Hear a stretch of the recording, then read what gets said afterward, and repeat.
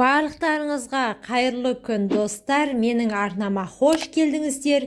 Бүгін сіздерге судың адамның ағзасына тигізер пайдасы және стакандағы су техникасы жөнінде ақпараттармен бөлісетін боламын. Ендеше видеоны соңына дейін қараңыздар.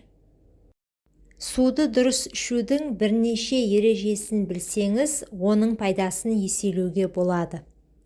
Бірінші, ағза тазарады. Түнде ағза демалып қана қоймай, токсиндерден тазарады. Ал аш қарынға су ішу бұл процеске көмектесе түседі. Оған қоса жүйелі түрде су ішу бұлшықеттер жасушалары мен жаңа эритроциттердің өңделуіне ықпал етеді.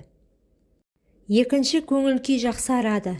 Аш қарынға ішілген судың токсиндерді шығару мен ағзаны іске қосу қабілеті адамның эмоциялық жағдайына да жағымды әсер етеді. Су жүйке жүйесіне жанама әсер ете отырып, ашушаңдықты басады және ұйқыны ашады. Үшінші, жүрек жұмысына көмектеседі. Жүрек қан тамырлар жүйесі ауруларының ең кең тараған түрлері инфаркт, инсульт жатады. Олар әдетте қандағы сұйықтық мөлшері аз болғандықтан қан ұйықтарының түзелуінен пайда болады. Жүйелі түрде аш қарынға су ішу қантамырлар жүйесіне жағымды әсер етеді және инсульт қаупін төмендетеді. Төртінші, асқазан ішек жолы ауруларын алдын алады. Қыжыл немесе асқазан ішек жолының басқа да жағымсыздықтары көбінесе асқазандағы жоғары қышқылдықтың себебінен пайда болады. Егер аш қарынға уақытылы су ішсеңіз, ол қышқылды сұйылтады. Бесінші, зат алмасу жылдамдайды. Арықтағысы келетіндер немесе асқазан жұмысын реттегісі келетіндер үшін зат алмасу процесін бақылау маңызды. Егер ол жеткілікті түрде жылдам болмаса, судың көмегіне жүгінуге болады. Аш қарынға ішілген су зат алмасу жылдамдығын 30% арттырады. Алтыншы, тері жағдайы жақсарады. Сыртқы келбетіңіз жақсы көрінгенін қаласаңыз, алдымен ішкі жағдайға мән беру керек. Бұл жерде ағзаның су тепе-теңдігін ұстап тұру маңызды рөл атқарады. Әйтпесе тері құрғақтанып, ерте әжімдер пайда бола бастайды. Жетінші, шаш саулығын сақтайды. Ағзаға су жетіспесе, ол шаштың сыртқы жағдайына, оның өсуі мен қалыңдығына негатив әсер етеді. Сегізінші, бүйрек ауруларын алдын алады. Бүйректердің сау болуы ағзадағы су тепе-теңдігінің қалыпты болуымен байланысты.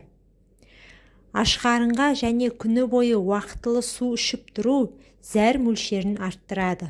Оның себебінен бүйректерде болуы мүмкін минералдар сұйылады. Тоғызыншы, иммунитет нығайтады. Көптеген аурулардың пайда болуы тікелей иммунитет жағдайымен байланысты.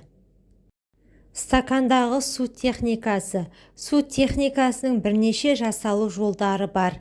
Әркім өз қажетіне керегін пайдаланып келеді және тілегендері орындалып та жатыр. Алдымен қалай жасалады? Стаканның астына ақ қағазды қойып, стаканды айналдыра қаламмен қағазды сызып аламыз. Сызылған сызық бойынша керек емес жерін қайшымен қиып тастау керек. Қағазды дөңгелек етіп кесіп дайындаймыз. Қағазға осы шақта арманыңызды жазып, жазуын стаканның үстіне қарағанда оқылатындай етіп, стаканның астына қоямыз. Стаканға таза, қайнамаған, ағынды суды құйып, астына арманыңыз жазылған қағазды қойып, стаканның бетін кез келген қақпақпен жауып, терезе алдына қоясыз.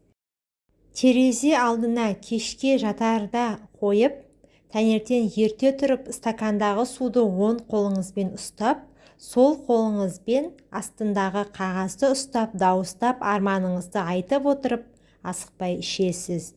Бастысы сеніммен жасау керек. Қашан арманыңыз орындалмайынша жалғастыра беріңіз. Назарларыңызға рахмет. Менің каналыма тіркеліп, видеоға лайк басуды ұмытпаңыздар. Арман мақсаттарыңыз орындалсын.